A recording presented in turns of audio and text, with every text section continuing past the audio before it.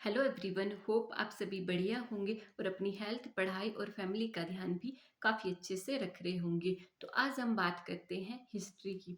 History बहुत ही important topic है और इतिहास पढ़कर ही हम जान सकते हैं कि इतिहास में क्या क्या गलतियां हुई हैं, क्या महान कार्य हुए हैं। और अगर आपको इतिहास को समझना है तो आपको BC, AD और BEC और CE के बीच अंतर पता होना चाहिए। इतिहास की टर्म में बात करें तो BC का मतलब है बिफोर क्राइस्ट और AD का मतलब है एना डोमिनी। ये BC और जो AD का सिस्टम है ये कहाँ से आया है और हम इसका यूज़ क्यों करते हैं, इसके बारे में बात करते हैं। यूरोप में जब इतिहास लिखने की शुरुआत हुई तो इतिहासकारों के सामने ये समस्या उत्पन्न हो गई कि इतिहास लिखने की शुरुआत कहाँ से की जाए। तब उन्होंने क्या किया कि ईसा मसीह के जन्म को एक पॉइंट मानकर इतिहास लिखना शुरू कर दिया। ईसा मसीह के जन्म की जो पहले की घटनाएं हैं वो आती हैं BC में और उनके जन्म की जो बाद की घटनाएं हैं वो आती हैं AD में। फॉर एग्जाम्पल, अगर हम सिकंदर और पोरस के बीच में जो झेलम का युद्ध हुआ है उसकी बात करें तो वो हुआ है 326 BC, यानी ईसा मसीह के जन्म के 326 साल पहले।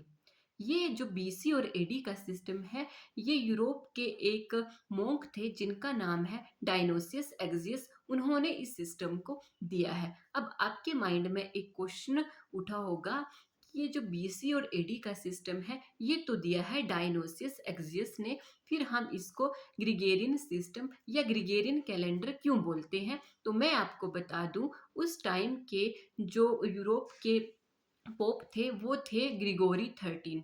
उन्होंने इस सिस्टम को कमीशन किया था जिस वजह से इस सिस्टम को ग्रिगोरियन सिस्टम भी बोला जाता है। अब ये जो BC और AD है, प्रेजेंट टाइम में BC और AD की जगह BEC बिफोर कॉमन एरा और CE कॉमन एरा का यूज किया जाता है। ऐसा क्यों है?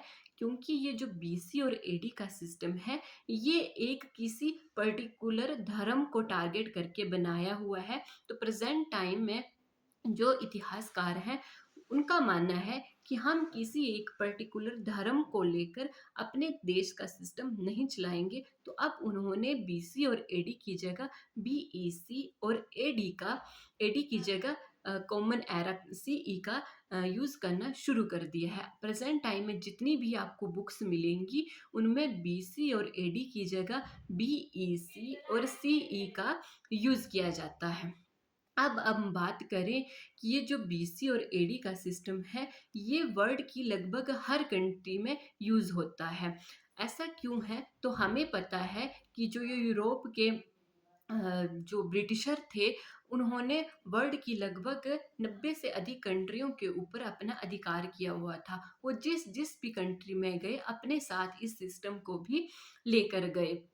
अगर हम इंडिया में बात करें तो हम भी इस ग्रिगोरियन सिस्टम के साथ साथ अपना अलग से संवत जिनको हम शक संवत और विक्रम संवत बोलते हैं उनका भी इस्तेमाल करते हैं। अगर हम शक संवत की बात करें तो कुषाण शासक कनिष्क हुए जब वो सिंहासन पर बैठे 78 AD में, तब उन्होंने अपने नाम का एक संवत चलाया जिसको बोला जाता है शक संवत। अब आपके माइंड में एक और क्वेश्चन उठा होगा कि ये तो कुषाण शासक था, इसका नाम कनिष्क था, तो फिर हम इस संवत को कुषाण या कनिष्क संवत न बोलकर शक संवत क्यों बोलते हैं।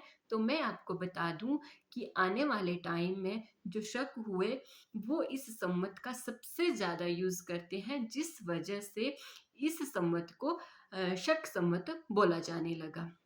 अगर हम विक्रम संवत की बात करें तो मालवा के एक बहुत ही फेमस शासक हुए जिनका नाम है विक्रमादित्य। उन्होंने क्या किया कि जो विदेशी शक्तियां थी शक, इनको हराया और इसकी जो विजय है इसके उपलक्ष्य पे उसने एक संवत चलाया जिसको बोला जाता है विक्रम संवत। ये है 57 BC का। ये जो शक और विक्रम संवत है इनके बीच लगभग 135 सालों का डिफरेंस है। प्रेजेंट टाइम है, हम ग्रिगोरियन कैलेंडर के अनुसार बात करें तो जो प्रेजेंट टाइम का सन है वो है 2025। अगर हम शक संवत के अकॉर्डिंग बात करें तो वो है 78 एडी का, यानी कि सीई का, कॉमन एरा का।